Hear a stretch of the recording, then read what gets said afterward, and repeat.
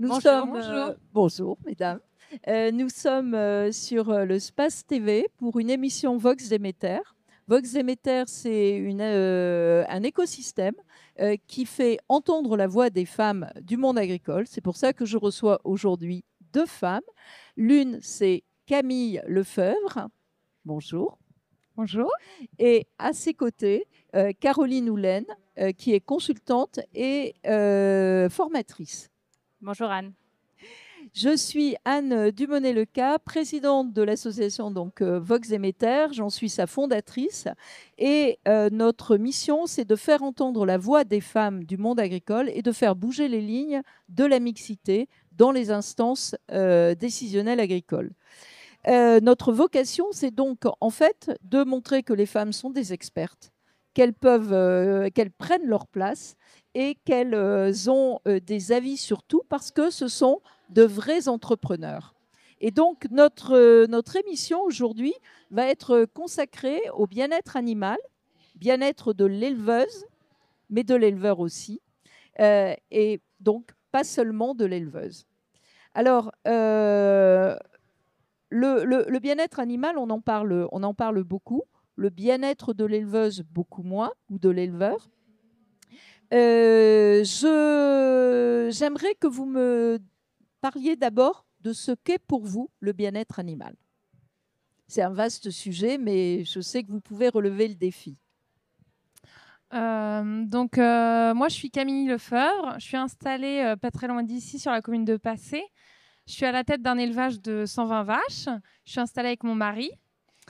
Et du coup, c'est vrai que le bien-être animal, c'est un gros mot, comme j'aime le dire. C'est un mot tendance. Et nous, en tant qu'éleveurs, on le prend toujours avec la note négative, en mode on fait mal. Mais non, en fait, le bien-être animal, ça découle juste de notre travail quotidien. C'est les règles de base. Après, chacun a sa vision du bien-être animal. Mais ce qui est important, c'est de concilier effectivement le bien-être animal et notre confort de travail. Et toi, Caroline ?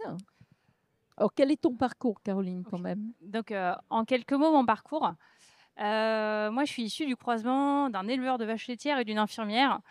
Donc, ça a fait une vétérinaire. Après quelques années d'exercice en pratique rurale exclusive, j'ai fait beaucoup de conseils et de formations en entreprise de conseil en élevage. Et arrivé à un moment, ayant acquis pas mal de compétences transverses, je me suis demandé comment je pouvais apporter ma petite pierre à l'édifice pour qu'on puisse continuer à nourrir les hommes aujourd'hui et demain. Relever les défis qui font face à nous, aussi bien sociétaux comme sur le thème du bien-être animal, que environnementaux face au changement climatique. Et donc, j'ai lancé mon entreprise indépendante il y a 1 an et demi autour d'un seul bien-être. Le bien-être animal, le bien-être des éleveurs et le bien-être de la planète, aussi bien territorial que sous l'angle plus environnemental. C'est le concept One Health ? One Welfare.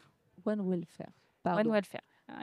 One Health, c'est une seule santé. One Welfare va beaucoup plus loin pour vraiment faire coïncider tous ces éléments-là et ne jamais perdre de vue l'humain au centre.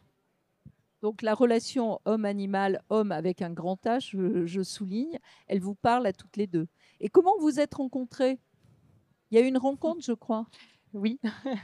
Et à quelle occasion, justement ? Autour du bien-être animal ou autour du bien-être de l'éleveuse ? La première rencontre était sur une formation sur la santé des veaux et les médecines complémentaires pour aider à la santé des veaux. Voilà. Moi, j'étais jeune installée. Donc, j'avais les pratiques de mes beaux-parents à qui j'ai pris la suite. Donc, et je voulais un petit peu voir ce qui se faisait autre. Donc, c'est à ce moment-là que j'ai rencontré Caroline. Et puis, puisqu'on n'habite pas très loin, au final, on a le courant est vite passé et on travaille ensemble assez fréquemment maintenant. Donc, tu es sortie de ta ferme, en fait, pour aller chercher des solutions à l'extérieur. Oui, c'est ça. Ce qui est important quand on s'installe, c'est ce que je dis toujours, on peut rester la tête dans le guidon, mais là, ça devient très compliqué. C'est important d'en sortir et les formations sont un super moyen d'en sortir parce que d'un côté, ça nous donne une vie sociale et d'un autre, on apprend plein. Il n'y a jamais une seule manière de faire, c'est la meilleure, c'est la bonne. En fait, on apprend plein de choses de tous les autres éleveurs et des formatrices. Et cette formation, du coup, vous a permis d'aborder des sujets peut-être un peu plus précis pour toi qui concernaient une recherche de confort, Fabienne, pardon, Camille. Oui, alors là, du coup, on était sur les soins complémentaires aux veaux.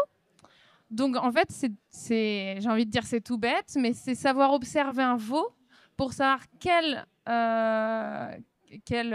comment je vais dire, quel souci il a. Et du coup,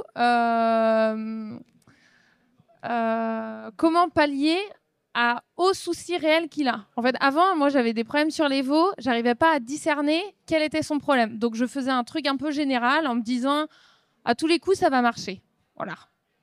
Donc maintenant, je suis beaucoup plus précise. Et en fait, voilà, c'est là où déjà la relation homme-animal, elle interfère beaucoup mieux, en fait. Et Caroline, quelques précisions aussi sur les petits coups de pouce, en fait, que tu as pu donner, apporter. Sur cette partie-là, effectivement, c'est de revenir sur de l'observation, des bonnes pratiques aussi, mettre dans des bonnes normes de confort les animaux pour qu'ils ne soient pas malades. Et après, il n'y a que des petits coups de tournevis à donner, mais vraiment bien travailler en amont sur la prévention. Et la prévention sous l'angle du confort, du bien-être animal. Et avec Camille, après, c'était notre point de rencontre, mais on a été beaucoup plus loin sur le travail, sur la relation humain-animal. Parce qu'on s'est revus assez rapidement après, quelques mois plus tard, pour travailler vraiment sur le déplacement des génisses dans son élevage. Faciliter et sécuriser les déplacements des génisses pour que ce soit serein, efficace, rapide. Donc, si je comprends bien, il y a une interaction quand on parle de relation, il se passe vraiment quelque chose entre les animaux et les humains. Et après, il peut y avoir des questions de confort. À un moment donné, on exprime quelque chose en tant qu'humain, c'est malaisé.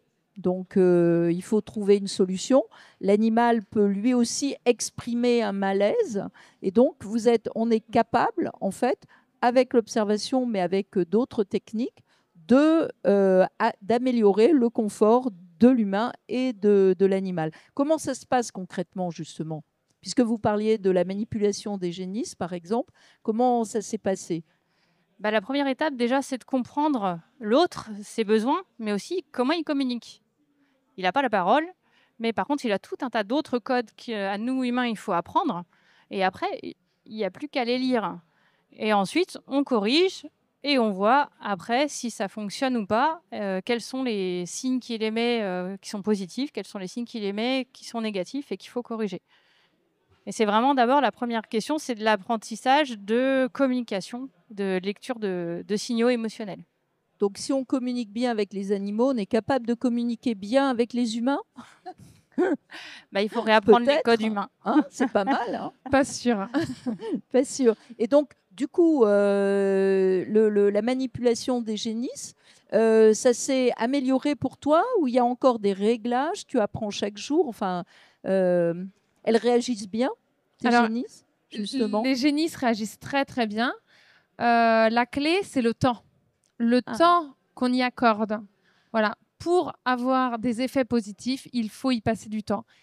Et je pense que globalement, voilà, tout ce qui va être manipulation des animaux, anticipation, temps pour justement effectuer ce contact, ça passe après tout le reste du travail qu'on doit faire dans la ferme. Et en fait, c'est en y passant du temps que du coup, c'est plus souple, que les génisses sont en confiance, que nous, on est en confiance pour les manipuler. Donc, ça se passe de mieux en mieux. C'est pas encore au top parce que je n'y passe pas non plus le temps que je devrais y passer. Mais par rapport à il y a 2 ans, mon mari me le dit, à chaque fois qu'on manipule des animaux, il me dit de toute façon, c'est pas les génisses qu'on avait il y a 2 ans. Voilà. Donc, c'est parce que tu es plus zen aussi, toi? Est-ce que tu dis il faut du temps, il y a un apprentissage, mais est-ce que toi aussi tu prends le temps justement pour les accompagner? Oui, je prends le temps et même récemment je n'avais pas le temps, donc j'ai demandé à la salariée de le faire pour moi Et comme m'a dit mon mari, mais comment ça, on va payer la salariée à passer 30 minutes avec les veaux? C'est quoi ça? Bah oui, mais en fait, si elle le faisait pas, c'était à moi de le faire et j'avais pas le temps et elle avait le temps. Donc en fait, l'important, c'est que le job est fait et voilà. Donc l'observation et puis prendre du temps.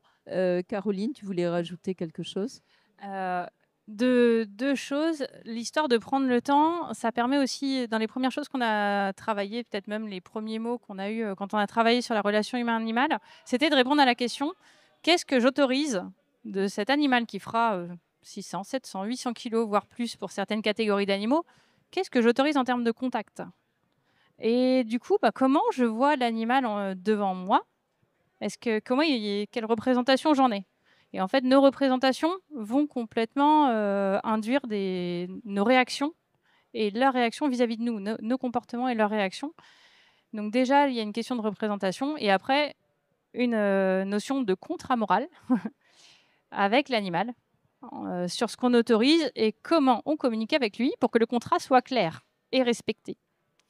Et c'est des notions qui sont importantes parce qu'il en va de la sécurité des travailleurs, des gens qui travaillent au contact des animaux. Parce qu'un petit veau de 60 kilos, ça va bien.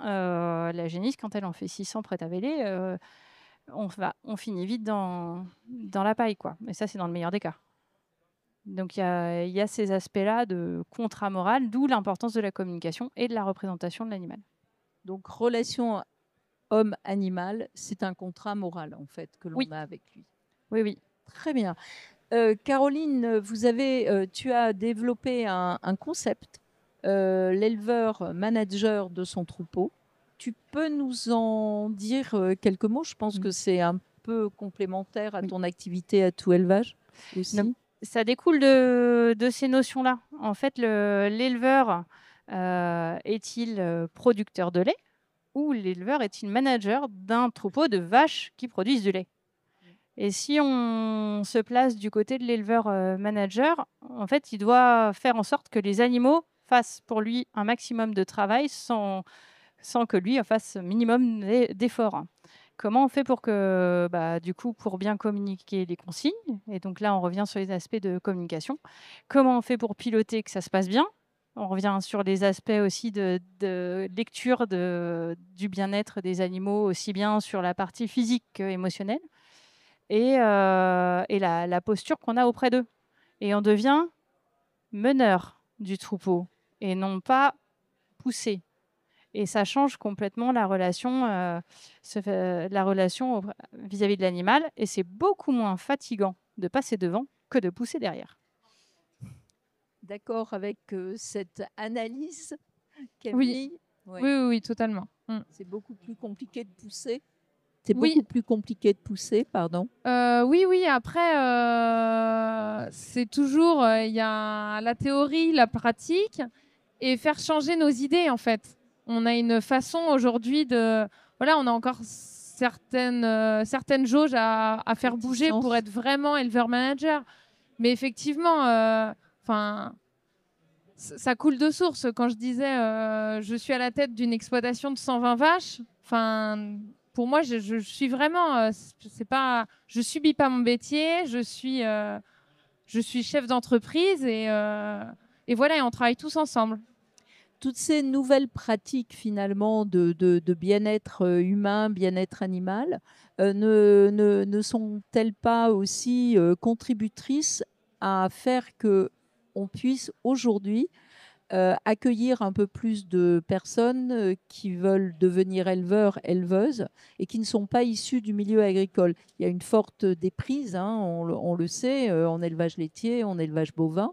Est-ce que ce genre de méthode, à votre avis, va favoriser si on en parle évidemment, et vos témoignages sont importants pour ça, va favoriser le fait que l'élevage peut séduire des personnes qui ne voulaient pas être éleveurs avant?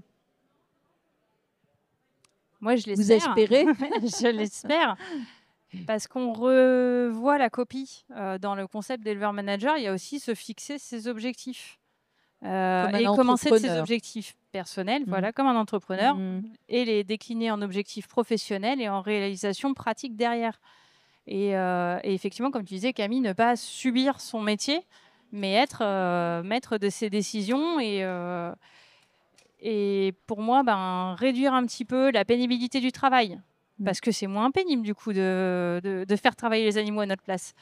Réduire la dangerosité, réduire le temps de travail et augmenter l'efficacité, puisque tous ces concepts-là ont derrière des essais scientifiques de rentabilité, de gain de production. Enfin, quand on parlait des petits veaux, quand Camille parlait de passer 30 minutes avec les petits veaux, il y a des études qui montrent que si on passe 10 minutes par jour les 6 premiers jours de vie, on gagne 400 kg de lait à la première lactation. C'est pas moi qui les sors, c'est des études scientifiques. Ça s'est vérifié chez moi. Il y a aussi une notion d'efficacité et économique, de performance aussi. De performance. Et de décider où on place son temps. Le mot de la fin, quel serait votre conseil justement à un éleveur qui a un troupeau un peu récalcitrant ou une éleveuse d'ailleurs qui voudrait gagner de l'argent aussi et puis sécuriser justement son troupeau et son travail? Alors moi, je dirais il faut réussir à prendre le temps ou oser à prendre le temps avec ces petits veaux ou petites génisses. Ils vous le rendront, effectivement, ils vous le rendront dans 2 ans, mais ils vous le rendront et très très bien. Voilà, mais c'est du temps, on court toujours après le temps, donc c'est pas facile, mais quand on s'y met, on n'est vraiment pas déçu. Caroline? Moi, auprès des éleveurs, oser se former, et que ce soit de la formation présentielle, mais que ça peut être aussi des lectures d'ouvrages comme ceux de Pauline Garcia, oser prendre le temps de se former et justement apprendre ces codes de communication et voir ce qu'on peut faire, regarder ce qui se fait autour sur les réseaux sociaux. Il y a plein d'exemples aussi de mise en pratique et oser essayer et pas vouloir tout révolutionner d'un coup, mais par petites touches, et juste commencer quelque part. Parce qu'on réduit vraiment beaucoup les aspects de dangerosité, le stress de l'humain, le stress de l'animal. On réduit beaucoup ces aspects-là, quoi. On avait échangé sur une formation auprès d'inséminateurs où on avait travaillé sur le thème de la relation humain-animal dans le cadre des inséminations. Et quelques jours après la formation, même si au départ il venait complètement à reculons, il y en a un, j'ai eu plusieurs témoignages, mais un qui était vraiment très, très illustré, en fait, où il disait moi, je suis moins stressé avec les animaux sont beaucoup moins stressés, et les éleveurs en face le sont aussi. Et c'était un homme. Voilà, ce n'est pas le bien-être animal et le bien-être humain, c'est pas simplement féminin, malgré vos témoignages formidables. Ça s'adresse également aux hommes. Merci beaucoup, mesdames. Merci. Merci. Merci.